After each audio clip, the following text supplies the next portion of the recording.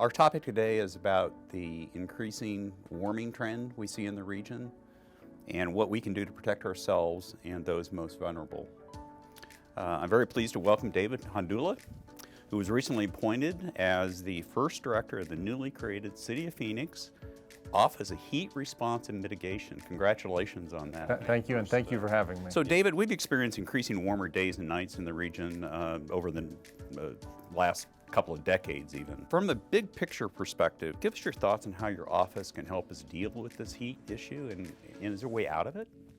We hope so, and we're optimistic that our office will be part of the network of players providing solutions, not only implementing strategies that will help keep our city and the region cooler over the long-term, strategies like tree planting and using reflective materials, but also implementing short-term strategies that help keep people safe when it is hot. And those might be opening cooling centers, having messages, extra resources at trailheads that people visit on hot days. We see it a two-pronged approach, those long-term strategies and short-term strategies to reduce serious public health effects and some other really difficult impacts that extreme heat poses on our communities. At MAG, we do a lot in transportation, and pavement is a big contributor to heat island effect, right? So what can we do on the pavement side? As you suggested, pavement is a really big part of the urban heat story, and we've seen some innovative work happening in the city of Phoenix and elsewhere around the world using a coating on top of the pavement that makes it more reflective in the solar portion of the spectrum. Instead of the roads absorbing all that heat and slowly re-releasing it,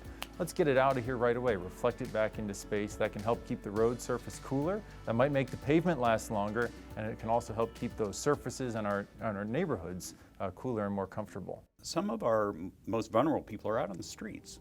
So how can we help these people who are vulnerable, that are dealing with these high temperatures? What can we do to help them? So many different people across the county have a different experience with heat.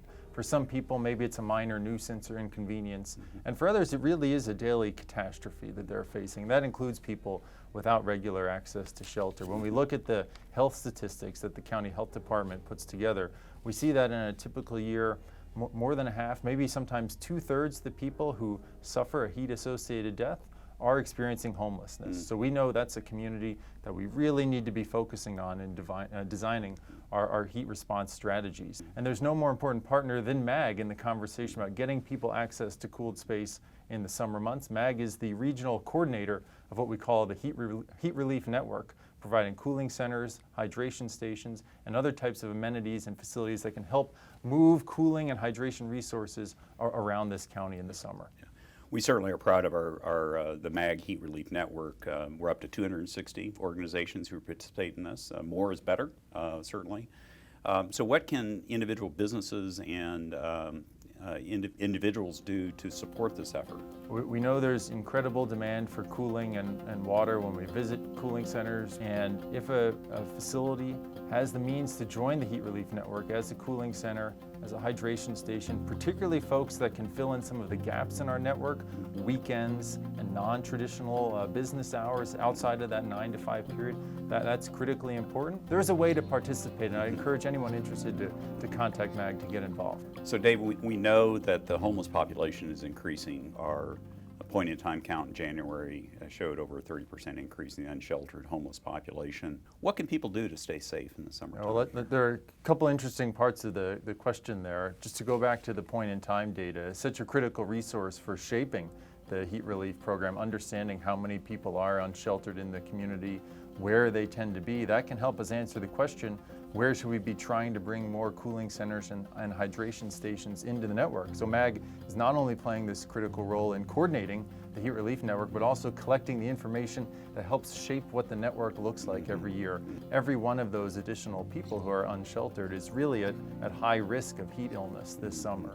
And then as you mentioned, it's not just folks who are unsheltered, although that is absolutely the highest risk group, but there are other high risk groups that we need to be focusing on and that the Heat Relief Network is well positioned to serve. Certainly thinking about elderly neighbors, especially those living alone who might have a challenge paying their air conditioning bill. We also know from research done in the community that residents of mobile and manufactured homes are at particularly high risk. Heat is a problem that can affect everyone in the community. Hikers come to mind, folks who might be doing some gardening on the weekend. Those can be challenging situations. And heat is really cruel in that one of the first symptoms of heat illness, one of the first steps on the progression to heat stroke, is confusion and disorientation. So right when we need to be able to recognize that our bodies are in trouble, we're losing our ability to recognize it. So we all need to be prepared, we all need to be careful, and keeping an eye on one another as we move into the summer. David, I really appreciate your time today. Letting people know how to stay safe in the summer is so important. Whether you're homeless or not.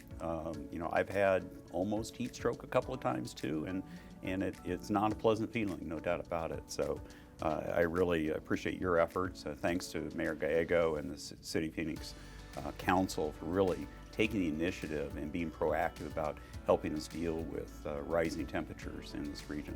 It's a big job, and we all have to be part of the solution. And it'll be a team effort.